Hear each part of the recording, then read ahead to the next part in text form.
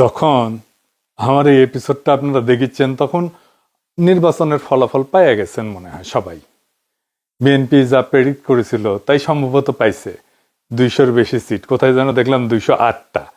BNP সরকার গঠন করবে। আমাদের তো বিজয়ী দলকে মুক্ত কণ্ঠে অভিনন্দন জানানো উচিত, তাই না? কিন্তু জানাইতে পারতেছি না মুক্ত কণ্ঠে। অভিনন্দন জানাই, অভিনন্দন জানাবো, কিন্তু মুক্ত কণ্ঠে জানাইতে পারতেছি না, কারণ আজকে আপনারা জিতছেন কিন্তু ইতিহাস অন্যদিকে হাঁটতেছে। কিছু বিষয়ের কারণে এই ভোটের গায়ে এমনভাবে কালি লেগে গেছে যেটা খুবই খারাপ একটা কাজ হয়েছে। খারাপ কাজটা কি সেটা আমরা আস্তে আস্তে আলাপ করব। এইটার দরকার ছিল না এইভাবে কারচুপি করার। ভোটটা সুষ্ঠু হয়েছে কিন্তু রেজাল্ট সুষ্ঠু হয় নাই। 10:30 পর্যন্ত রেজাল্ট আসতেছে মোটামুটি 2 জোট পাশাপাশি আগাইতেছে। 3-4টা সিটের গ্যাপ, কখনো এই জোট একবার আগে, কখনো আরেক জোট একবার আগে, তারপরে সব বন্ধ বেশ কিছুক্ষণ, ঘন্টা 2-1। তারপরে তত্তর করে বিএনপি আগে যেতেছে। আর জামাত জোট মনে হয় ঢাকার জ্যামে আটকেছে, আর নড়ে না, নড়ার চড়ার কোনো নাম নাই, ওইখানেই থাকলো। 40 থেকে বিএনপি 208 হইল।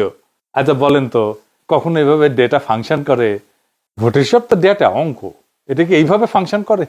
মানে এটা বিজ্ঞানের কথা, হ্যাঁ, ব্রেনটের কথা আর কি, এডুকেশনের কথা। এগুলো তো র্যান্ডম নাম্বার। যেভাবে ভোটের রেজাল্ট ঘোষণা করা হয়েছে এর কোনো প্যাটার্ন মানে নাই। আপনি এই ডেটা যে কোনো ম্যাথমেটিক্যাল স্ট্যাটিস্টিক্যাল মডেলে ফেলেন, তারপরে দেখবেন এটা ম্যানিপুলেশন হয়েছে। একদম সেই অঙ্কে কষে এটা বুঝাই দেওয়া যাবে। আমি বুঝাই বলি একটা, ধরেন এটা 300 সিট, তাই না? 2 জোটের সাপোর্ট মোটামুটি কাছাকাছি। তো র্যান্ডম অর্ডারে সিট ডিক্লারেশনের যে ধারা একটার পর একটা আসতেছে, এইটা যদি আমি সাইমুলেশন করি, বারবার করে দেখি, ধরেন 1 লাখ বার করি, করে দেখবো যে কয়বার এরকম প্যাটার্ন আসে। প্যাটার্নটা কিরকম? যে 10:30 পর্যন্ত নেক টু নেক ফাইট চলতেছে, তারপরে টোটাল ফ্রিজ একদিকে, আর একদিকে ম্যাসিভ অ্যাক্সেলারেশন, দাম করে উঠে গেছে উপরে। এটা সম্ভাব্যতা কত? এটা সম্ভাব্যতা যদি 0-এর কাছাকাছি হয় তাইলে এটা কারচুপি।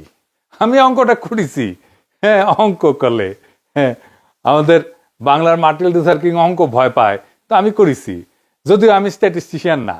তাইলে এইটা হওয়ার সম্ভাবনা 0। মানে 1,90,000 বিলিয়ন কোটি বার যদি আপনি এটা করেন তাহলে একবার আপনি এটার চান্স আছে।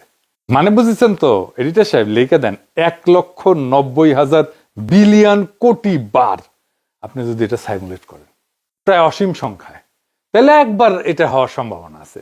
এই এই এই নির্বাচনে যেটা হয়েছে, কি রেকর্ড দেখেছেন? গিনেস বুকে ঠাই পাবে বিএনপি দল হিসেবে। এবং তাদের বুদ্ধিজীবীরা এইরকম আসন সংখ্যার কথা কিন্তু বলছে 200-র বেশি পাবে, বলছে না? বলছে যে জামাত এনসিপি 80টার মতো পাবে, তাই হয়েছে। আমার প্রশ্ন হইতেছে এত নিখুঁত প্রেডিকশন কেমনে করলো? তার মানে আগে থেকে সাজানো ছিল, তাই না? আচ্ছা, এই যে 208টা সিট যে পেল, এইরকম আওয়াজ কি বিএনপির ছিল যে 208টা সিট পাবে? ইলেকশনে মাঠে ছিল, বরং উল্টাটা ছিল। এই লেভেলে জিততে হইলে তো একটা ইস্যু লাগে রে ভাই, বড় ইস্যু লাগে, যে ইস্যুতে সারা দেশ র্যালি করবে। 2008 সালে ইস্যু ছিল বিএনপির দুর্নীতি, সেজন্য আওয়ামী লীগ জিতেছিল, এরকম জিতেছিল। 70-এর নির্বাচনে ছিল স্বায়ত্তশাসন, এজন্য মুজিব জিতেছিল। এইবার কি ছিল? Family card. মানে মানুষ পাগল হইয়া ফ্যামিলি কার্ডের জন্য ছাপ্পর ফাইরা ভোট দিছে। আপনারা সবাই দেখেছেন যে মামুনুল হককে বিজয় ঘোষণা করছে সব কয়টা মিডিয়া, তারপরে ওই খবর সবাই মুছে দিছে। তারপরে দেখি ববি আজাদ জয়। এরকম তো অনেক আসন হয়েছে, এমনকি তারেক রহমানের আসন হয়েছে। 3,500-এর ব্যবধান ছিল, 17টা কেন্দ্র বাকি ছিল গোনা, তারেক রহমানকে বিজয়ী ঘোষণা করে দিছে। তারেক রহমানের প্রতিদ্বন্দ্বী লিখছে, এটা আমি স্ক্রিনশট নিয়ে রাখছি। ওই সময় খুলনাতে মিয়া গোলাম পারোয়ার কত ভোটে হারছে জানেন? 2,000 ভোটে মাত্র। শুধু জামাত 5,000-এর কম ভোটে হারছে। এরকম আসনের সংখ্যা কত জানেন? 53টা। মূলত এই 53টা আসনে কারচুপি করে হারানো হয়েছে জামাতকে। কেউ কেউ বলে এটা 70টা। জামাত তাইলে প্রকৃতপক্ষে আসনগুলোতে জিতছে, কিন্তু ডিপ স্টেট সংখ্যা কমায় কয়টা দিতেছে? 70টা না কয়টা যেন দিতেছে, খয়রাতি। এটা তো বিএনপির শক্তি না, এটা ডিপ স্টেট, আওয়ামী লীগ আর প্রশাসনের শক্তি। তার উপরে ভর করে তারেক রহমান দেশ চালাবে। কেমন চালাবে বুঝেন? আমাদের প্রতিপক্ষ তো বিএনপি না, আমাদের প্রতিপক্ষ BNP plus Awami League plus deep state plus India. প্রয়াত ডক্টর আলী আকবর খান অর্থনীতিবিদ ছিলেন, সাবেক আমলা এবং তত্ত্বাবধায়ক সরকারের উপদেষ্টাও ছিলেন সাবেক। ওনার একটা বই আছে, অবাক বাংলাদেশ, বিচিত্র ছলনাজালের রাজনীতি। ওইটাই উনি লিখছেন যে কিভাবে নির্বাচনের ফল বদলায় দেওয়া হয়। উনি লিখেছেন কারচুপি হয় ভোট গণনার পর্যায়ে এবং ফলাফল ঘোষণার ঠিক আগের মুহূর্তে।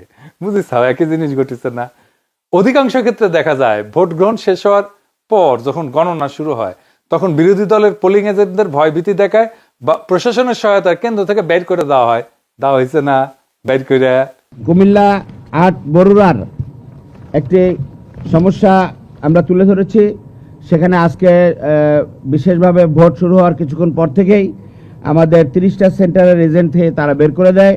রিটার্নিং অফিসারের পক্ষ থেকে দেয় দিচ্ছি করে এবং পদক্ষেপ নিচ্ছি করে কথা বললেও কোনো পদক্ষেপ তিনি কার্যকর করতে পারেন নাই। এখন পটুয়াখালী মির্জাগঞ্জ এরকম সমস্যা আছে। আপনারা শরীয়তপুরেও একটি সমস্যা আছে, সেখানে বিভিন্ন আসনের সমস্যা তৈরি করেছে তারা। গোপালপুরের অধিকাংশ কেন্দ্রে এজেন্ট বের করে দিয়েছে, এরকম তথ্য আমাদের কাছে এসছে। পোলিং এজেন্টদের অনুপস্থিতিতে যখন ভোট গণনা করা হয় তখন আসল জনমত প্রতিফলিত হওয়া কঠিন হয়ে পড়ে। উনি লিখেছেন যে রিটার্নিং অফিসারের কার্যালয়ে, মানে যে ডিসি আর কি, সে রিটার্নিং অফিসার হয়। রিটার্নিং অফিসারের কার্যালয়ে ফলাফল পাঠানোর আগে যে সংকলন তৈরি করা হয় সেখানেই বড় ধরনের কারিগরি করা হয়। ফলে দিনের বেলায় দৃশ্যত শান্ত নির্বাচনও রাতের ফলাফল ঘোষণার সময় সম্পূর্ণ বদলে যাইতে পারে। দেখেছেন, একই কথা কয়ে গেছে গুরুজন। হ্যাঁ, কি চমৎকার কয়ে গেছে। এটাই ফলো করেছে আর কি, বুঝিছাও? এটাই জানে আমাদের অ্যাডমিনিস্ট্রেশন, এটাই জানে আমাদের প্রশাসন, এটাই জানে আমাদের ডিপ স্টেট। এই কাজই করে। এই নির্বাচনের ফলাফল একটা ইন্টারেস্টিং জিনিস দেখায়। আমরা গলে জাতীয় পার্টিকে ওয়াইপ আউট করে দিছি। রংপুর ছিল জাতীয় পার্টির দুর্গ। আওয়ামী লীগ বিএনপি ৩৫ বছর ধরে চির ধরাইতে পারেনি সেই দুর্গতে। আমরা এটা ফ্ল্যাট করে দিছি। আমরাই করছি, বিএনপি করে নাই। রংপুরে বিএনপি আওয়ামী লীগ কিচ্ছু করতে পারে নাই। সেখানে যে এনসিপি জামাত তাদের হারায় দিল, সেই এনসিপি জামাত দুর্বল না যে সারা দেশে হারা গেল। এই চিত্রটা, রংপুরের চিত্রই সারা দেশে হওয়ার কথা ছিল, হইল না। ডিপ স্টেট হইতে দিল না। এটা আসলে করার দরকার ছিল না। এই কামটা করার দরকার ছিল না। ভোট খুবই সেন্সিটিভ জিনিস। মুজিব ১৯৭৩-এ এই কিসিমের একটা নির্বাচন করে গাড্ডায় পড়েছিল। হাসিনা নির্বাচন না দিয়া এরকম কিসিমের নির্বাচন করে গাড্ডায় পড়েছিল।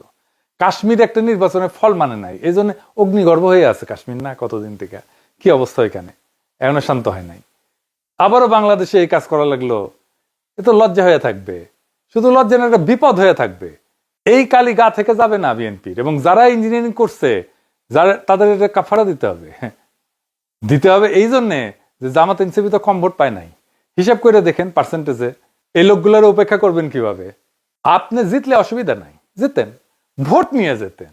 যতগুলো সিট জনগণ দেয় সে কয়টা নিয়ে খুশি থাকেন না। আপনার অ্যাবসলিউট মেজরিটি লাগবে।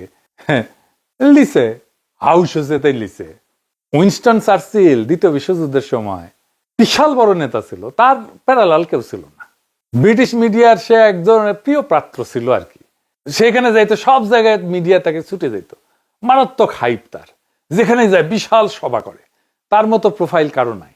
সে দ্বিতীয় বিশ্বযুদ্ধের বিজয়ের নেতা। সেই যুদ্ধ শেষ হওয়ার পর এই নির্বাচন দেওয়া হয়েছে, গোহারা হারছে লেবার পার্টির কাছে। তাকে নিয়ে হওয়া হাইপ কই ভ্যানিশ হইল। আবার কিন্তু সে ঠিকই ৫ বছর পরে নির্বাচনে জিতেছে। পাবলিকের মনে এরকম।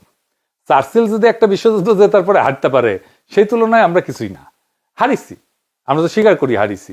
আমরা বিরোধী দল, অপোজিশন, কিন্তু আমরা রেসপন্সিবল অপোজিশন হইতে চাই। সামনের বার জিততে হবে। এই নির্বাচনের বিষয়ে যা যা আইনি ব্যবস্থা নেওয়া উচিত সেটা নিতে হবে। রেকর্ড রাখা জরুরি, সব ডকুমেন্টেশন রাখতে হবে। ভিডিও ডকুমেন্টারি কইরা পোলিং অফিসার, প্রিজাইডিং অফিসার যারা ছিল তাদের নাম টাম রাখতে হবে। নির্বাচন কমিশনে কারা কারা দায়িত্ব ছিলেন সবকিছু সহ প্রত্যেকটা কেন্দ্রে ভোটের ফলের কপি রাখতে হবে, স্বাক্ষর করা কপি। এই নির্বাচনে যা যা অনিয়ম হয়েছে সেটা ভিডিও ডকুমেন্টারি, ক্লিপ, অডিও সব আর্কাইভ করে রাখতে হবে। যে সমস্ত প্রার্থীকে হারায় দেওয়া হয়েছে তাদের পোলিং এজেন্টদের, কর্মীদের সাক্ষাৎকার ডকুমেন্ট করা উচিত। তারপর নির্বাচনের ক্যাম্পেইন করার সময় নারীদের উপরে যে হামলা করছে বিএনপি, সেগুলো ডকুমেন্টেশন থাকা উচিত। এই নির্বাচনে আমরা যে হাইপ তুলছিলাম সেটা তুলনাহীন। সেই জন্য সবাইকে আন্তরিক ধন্যবাদ।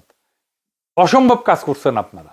কিন্তু সেটাকে ব্যালটে নিয়ে যাওয়ার জন্য যে আরো কিছু করণীয় ছিল সেটা আমরা ঠিক মতো করতে পারি না। এটা স্বীকার করা ভালো, বা করতে পারি নাই।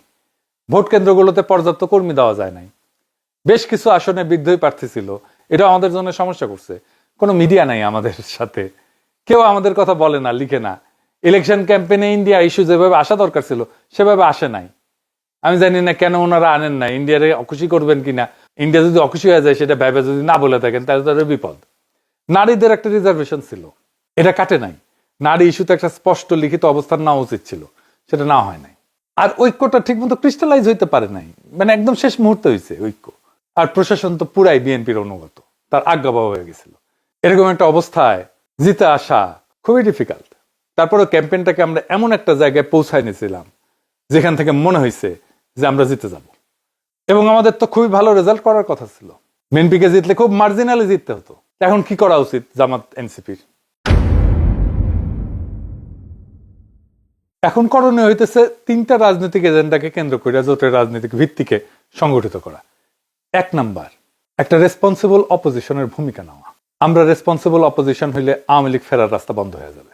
এখনই নতুন সরকারের বিরুদ্ধে আন্দোলন সংগ্রাম করে খড়গহস্ত হওয়া উচিত হবে না। আমরা দেখি কি ডেলিভার করতে পারে বিএনপি।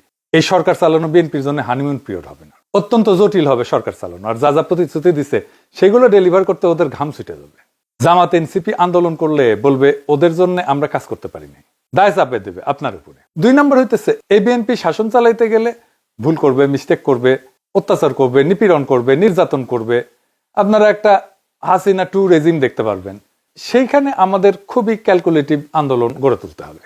এই যে দেখেন, ইলেকশনে জিতে আওয়ামী লীগের স্লোগান দিতেছে বিএনপি, একটা দিতে শিবির ধরে ধরে জবাই কর।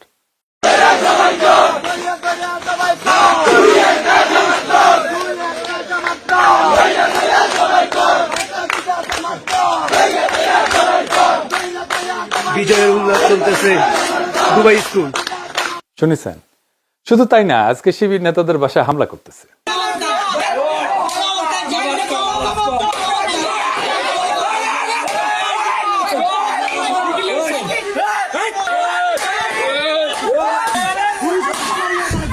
বিএনপির সন্ত্রাস,